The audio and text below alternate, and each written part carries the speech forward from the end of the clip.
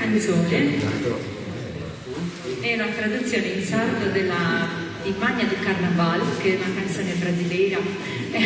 che parla di un giorno di festa, insomma è una stile bossa nova, una variante del jazz che si usava in Sud America, per il quale ci sono state anche molte proteste per l'utilizzo di questa musica, però in realtà era una cosa che nasceva molto tra i giovani in quel periodo, perché diciamo, parlava di temi semplici, no? Era un po' come le poesie in sardo, ecco, una cantate però,